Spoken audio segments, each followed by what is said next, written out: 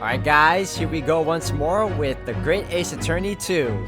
So we finally completed Sasaki's trial once more, and very grateful that he got cleared of his name, you know?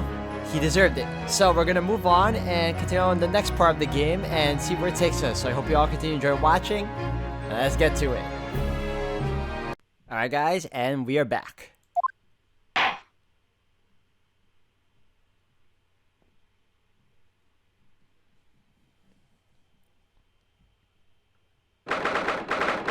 '23rd of February, 3:24 p.m., the Old Bailey Defendant's Antechamber. Oh, yes, yes, at last!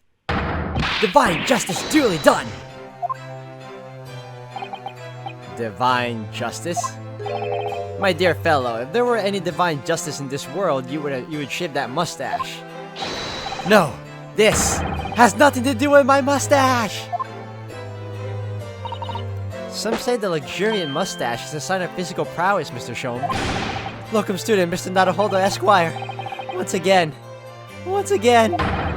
you saved me from doom. I'm very happy that I've been able to help, Mr. Natsume. Congratulations on your acquittal. You're second in almost as many days, sorry. I was first acquainted with and gained affection for English literature whilst in our great homeland empire. And then, by a twist of fate, I was brought to the land that bore the fruit of that literature. Only, the city of bricks and mortar became my prison. Try as I might, I never found my feet here. In the end, I confined myself to my room and lived life through friendly old books. You've had such a difficult time, haven't you? Ah, but a week ago now, I dragged you out of that dark and dingy room of yours, did I not? You did. And I've seen more of life in this week than in all my years to date. And for the first time, I feel I've begun to see the true face of the English that's so far been hiding from me behind that wall of fog. My dear fellow, there's nothing special about the true face of the English as you put it. Wheresoever one goes in the world, humans are human. There are a few genuine differences. Yes, I think you're right. I finally started to see that, and I've come to understand something. I've worked out why I was attracted to English literature in the first place. It made me see that whatever our nationality, we humans all have the same hopes and fears. We're all just doing our best to live. Well said. I've come to feel the same way. I made a decision too. I'm gonna cut short my study tour here and return to Japan. I was gonna say sturdy. What? Just when we become friends here in England, what a terrible shame. Oh, I know. That does tug at my heartstrings, it really does. But I decided I'd like to take everything I've learned here in Britain and write something of my own. A novel of sorts, I suppose. Oh my! So you'll be creating your own literature, Mr. Natsume? How wonderful! Oh, well, no. I mean, I wouldn't presume to call it literature! Why not, when that is precisely the definition, Mr. Mustache?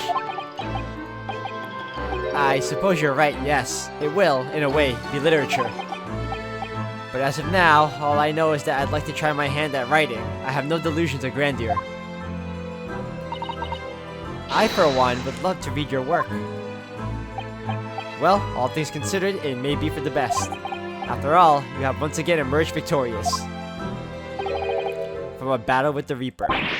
Ah! That's very true. And there is no salvation for a person in the dock when the Reaper is the prosecutor. The desire to return post haste to perceive safety of your homeland is one I quite understand. My goodness, yes. Faced with such a terrifying prospect. Nobody would consider that cowardly, I'm quite sure. But that's not why I'm leaving! I mean it!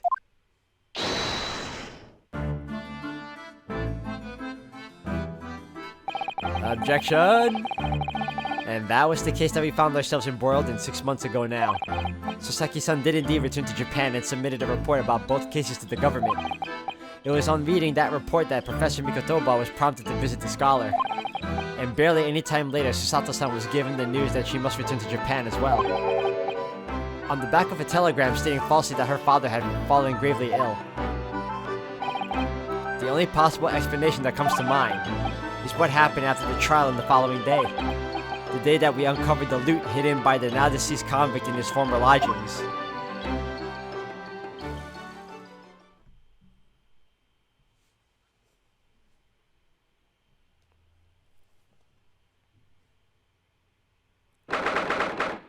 "24th of February, 10:13 a.m., Mr. Natsume's room." Oh, well done, Mr. Sholmes. How simply marvelous of you. To uncover the secret hiding place in just one day. Wasn't it supposed to take 30 minutes? As I believe I told you, my dear fellows, skin prints are extremely useful in such situations. Wouldn't you agree, Gregson? Gregsy's been happily munching in agreement this whole time, you know, Hurley. Happily? I think perhaps humorlessly might be closer to the truth. So, it transpires the man fashioned a hiding place in the ceiling. And what's in it? What exactly is the loot? Let us look then, if you're ready. Let's examine the late burglar's haul. What the? What is that? Oh, that looks pretty cool. It looks to be some sort of neckband or collar. A collar? It's huge though. And look at all the gemstones set in it. I can see why it was claimed to be worth 1,000 pounds. Perhaps I could have had it as a belt. Oh, have you noticed on the inside there? There's some dark stains. Ah, blood. You don't think they could be blood, do you? I mean, there's quite a lot of it. On second thought, perhaps I won't have it as a belt. Then of course, there's this emblem here. A large letter B and a small crown. What does it signify, do you think? Oh, I hadn't noticed that. I feel as though I've seen that emblem somewhere before, you know? What could it have been? That's enough of that, I think. What? What's the matter with Mr. Sholmes? All the colors drained from his face. Well, Inspector, I believe you ought to be taking this, aren't you? It could be valuable evidence after all. It must be kept safely under lock and key. Ah, yes.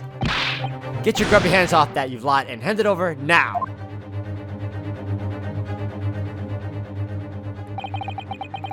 I've never seen a collar that large before. And all those jewels certainly looks to be extremely valuable. But that's not what stood out the most to me. At least, not once I noticed it. Those dark marks on the inside of the collar, those stains. Could they really have been blood?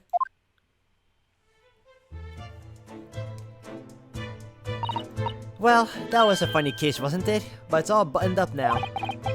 And you look very pleased, Iris. I am, because I was starting to wonder what I could use as a basis of this month's story in the magazine. But this case would be perfect. It's been so fascinating. You're talking about the latest installment of The Adventures of Herlock Sholmes, I presume? The mystery of the knife in the mist and the mustache man and the convict's curse, perhaps. I could make it a two-part story. Oh, I can't wait. A word please, Iris. Yes, what is it, Hurley? I'm sorry, but you can't write about this case. It's out of the question. What? Why not? It's a great case. Then I shall have to insist that you limit yourself to the first of your two titles. The second must never be written. Is that clear? Yes. Looks like there's some hidden meaning behind that. And so it was that the second of Souseki-san's cases became buried in obscurity. Okay, I did not know that was gonna happen. I didn't know it was voice acting. Now, looking back, I feel I understand. I can see why Mr. Sholmes forbade Iris from publishing the story. Now, why wasn't this voice acted earlier? It would take a little longer before I saw the link between everything that had happened and would happen. For it wasn't until 2 months after the arrival of Susato-san's letter that events began to unfurl again. with an incident that took place at the very heart of the eagerly awaited Great Exhibition of London.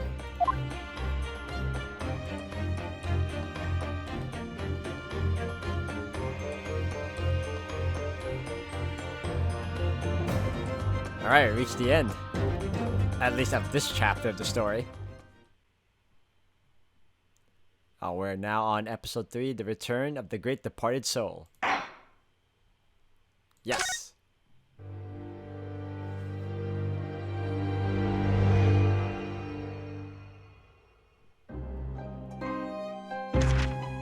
The grand end of the century Great Exhibition of London. Surely there is not a soul who has failed to hear of it. Wondrous new works of culture and industry from every corner of the globe had converged on Hyde Park, welcoming over 50 million visitors. The last great hurrah of this century. Astonished and delighted people of all nations, and ended on a note of resounding success.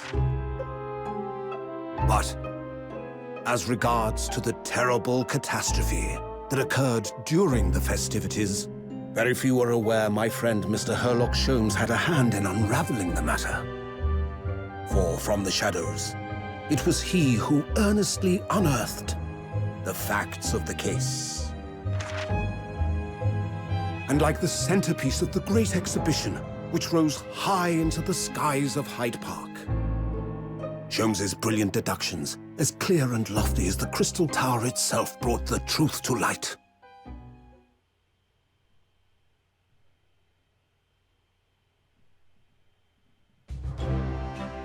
We're here at the showground of the Great Exhibition, which is absolutely packed with people. The weather is unusually fine, and we're about to witness a most extraordinary scientific experiment. Ladies and gentlemen, the 20th century will see steam engines and electrical power dominate the world. Horse-drawn carts will give way to the motor car.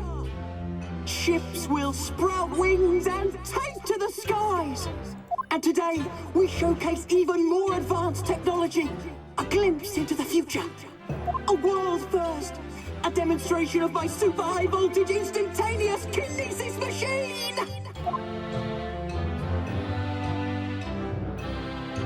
A man will literally be disassembled by a pulse of high voltage electricity and beamed to another location. Whereupon his body will be reassembled by a series of complex calculations exactly as it was before. Sounds exactly like the, what do you call it, the Zeta Ray? That, sends, what's his name? Adam Strange to the world of, Renar.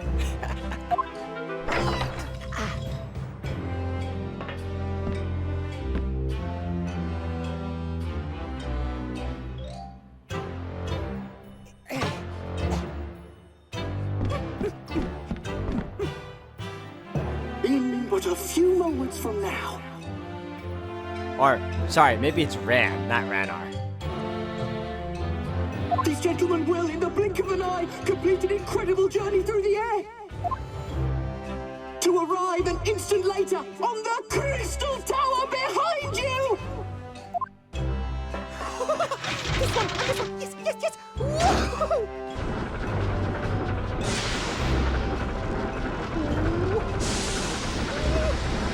Yes, yes, yes, yes!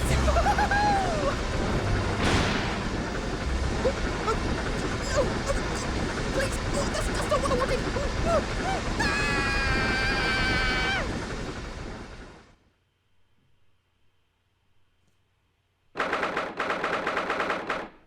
22nd of October, 9:36 a.m. Sholmes Suite. Runo, are you listening? Oh, sorry, what was that, Iris? What's the matter with you? You've been miles away all morning. Didn't you like what I cooked for breakfast? No, that's not it at all. What were we talking about again? Today's paper, it's full of news about the Great Exhibition again. Ah, yes, the Great Exhibition. I'd like to go sometime. You're really not your usual self today. You seem very down. Don't you agree, Hurley? I guess I'm not the only one. Did you say something, Iris? Oh gosh, you're even more down. Ah! When did you arrive, Mr. Naruhodo? I've been here for about half an hour already. We had breakfast together. What? Why didn't you mention it before? I thought you might have known I was here. You know, because breakfast? Iris is quite right. You're clearly lacking in vim. So much so that I didn't notice your presence. Thanks. Of course, I could deduce the reason perfectly well with some simple observations. What? Let's see. Yes, for example, your tousled hair this morning with all its unruly spikes. Clearly, it can be deduced, therefore, that... let me stop you there, Mr. Sholmes, because I think I can see where this is going. My hair always looks like this. It always has. Ever since we first met, in fact. Oh, really? How interesting. It doesn't look like a haircut as such, I suppose. Haha. Thanks. Again. It crossed my mind recently that it's been 6 months now. 6 months? Since I was forbidden from working in court. So I've been wondering how much longer I'm gonna be banned. Oh, well, that would explain why you seem rather glum. Don't you agree, Hurley? What? That's such a quick shift. Did you say something, Iris? Ah, back to moping.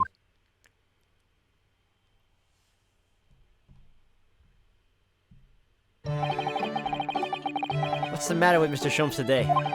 He seems even more down the dumps than me. You know, I was half expecting from here on to have voice dialogue. Because every once in a while, that part shocked me. I was like, oh, cool, we're getting, it's voiced now. I thought there was just something wrong with my game. Nope, it's just select parts of the game that's voiced.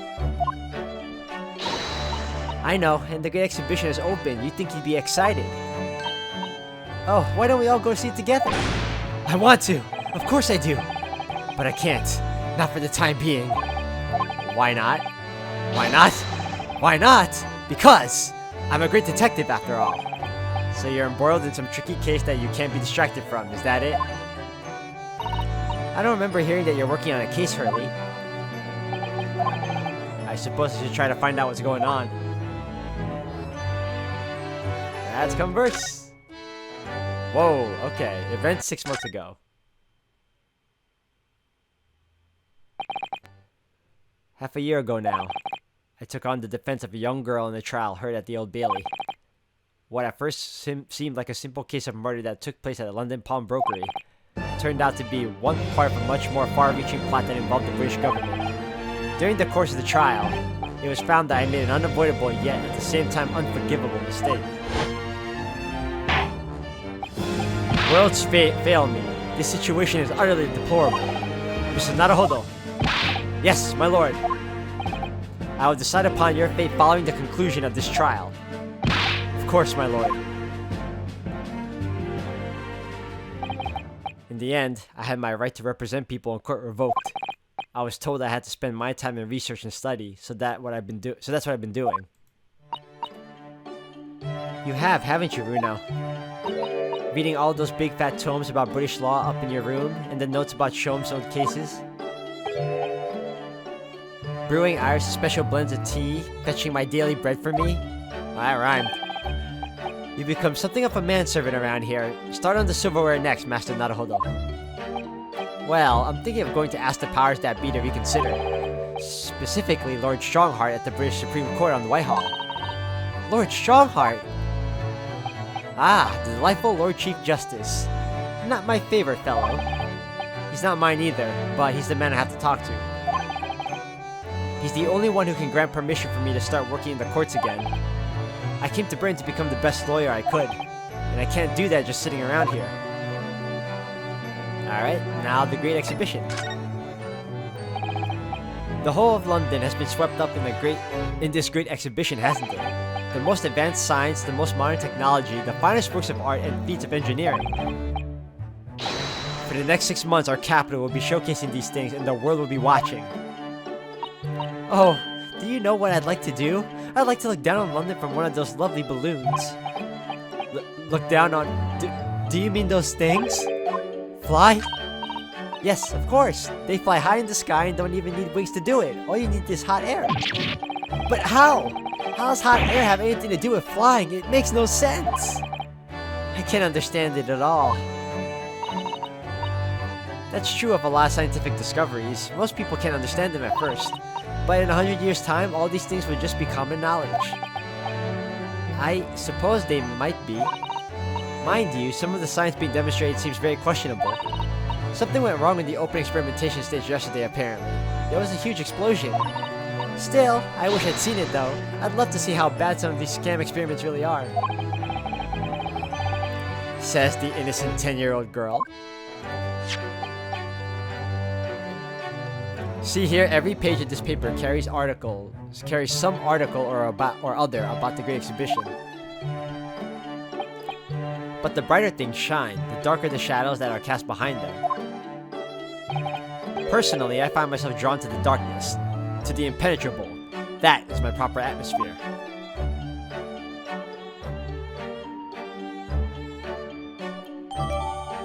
The Great Exhibition newspaper has been entered into the court record. Lovely. Shadows cast behind. Is that a metaphorical way of referring to the back page of the paper? Your gloomy mood. Are you investigating a particularly tricky case at the moment, Mr. Sholmes? You could say that, I suppose. Anything more to add? That's not like you. What sort of case is it? Shh! Quiet, Mr. Naruhodo. We must not discuss it here. You never know who might be listening. You're acting very strangely, Hurley. What do you mean, Iris? Well, usually... the more mysterious and complicated a case is, the better Hurley's mood. Ah. Is it really a case that's bothering you? Iris, please. You mustn't exercise your astute powers of observation and deduction on me without invitation. Remember what I always say. Put yourself in the shoes of the individual about whom you're making deductions. You say that, do you? You, Mr. Sholmes. Never mind. Once I've had a cup of tea, I must make my way at once to the crime scene. That was a deep sigh. Alright, so now that I spoke to him about that, let me check out that newspaper he gave me.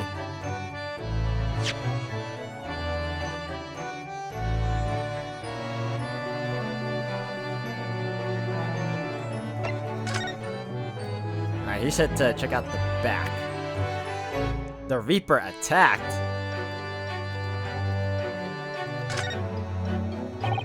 So many glowing reports about the Great Exhibition and everything that's going on there. Other than this rather gloomy looking one, that is. Wait, what? What's the matter, Runo? The Reaper attacked? That's Lord Van Zieks. This must be what Mr. Sholmes was talking about. Does he know any more, I wonder?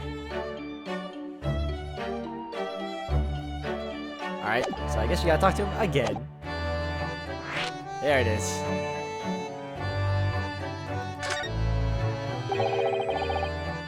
It says in the paper that Lord Van Zieks was attacked. That's terrible. You know the legend of the Reaper of the Bailey, of course, don't you? Only too well, in fact. Yes, Prosecutor Barack Van Zieks. They say that if the Reaper is the prosecutor in a case, there's no salvation for whoever's in the dock. I missed that. Let's check history. Come on. Even if the defendant is found not guilty. There you go. Once the Reaper has someone in his sights, one way or another, that person's time left on this earth will be short. London's finest rogues always find ways around the law. They'll stop at nothing to secure an acquittal at trial. Falsifying evidence, paying sham witnesses, threatening jurors, bribing judges. But even such devious tactics as these cannot save them from the hand of the Reaper. As you've experienced yourself, haven't you, Mr. Naruhodo? Yes, I've seen the Reaper's retribution at work. Many of these criminal rogues are reckless and quite unafraid to die. If a leader among their fraternity is seen to have been taken by the Reaper, retaliation like this does occur. Really, the capital has never-ending supply of such scoundrels. So, do you mean Lord Van Zieks has been attacked like this before? This isn't the first time? He's quite an accomplished combatant, you know. He doesn't take these attacks lying down. Although, it seems that his assailants were armed with guns this time. Oh my goodness. Is he alright then? Is Lord Van Zieks hurt? My dear fellow, how on earth would I know? Well, you're the famous detective, so... Well, in the article here it says... As to what Lord Van Zieks and his condition, all will be revealed in tomorrow morning's edition. Ah, I see. Well, we shall have to be patient then. No, I can't wait until tomorrow. In that case, you shall have to inquire with somebody in the know. But who? Lord Strongheart, perhaps?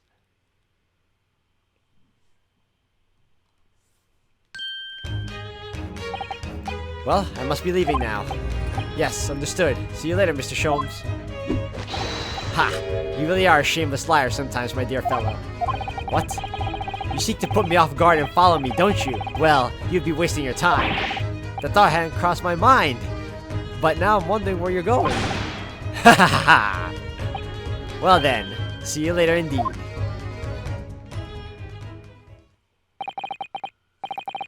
Listen to him. He's still laughing on his way out of the door. Oh, what happened here? Alright then, Bruno, let's get going. Oh, Iris, what are you wearing? I got changed to go to the Great Exhibition. You're going to take me. What? But I was just about to go to the Supreme Court. Oh, well that sounds fun too. You're gonna take me there then. Alright, fine. Just lower that weapon, would you? Of course. And after the Supreme Court, then we'll go see the Great Exhibition. Alright then, I guess I'll end the video here for today, guys. Thank you all for watching. When we come back, we're gonna have a word with Mr. Lord Strongheart and head over to the Great Exhibition. So thank you again for watching. Until the next one.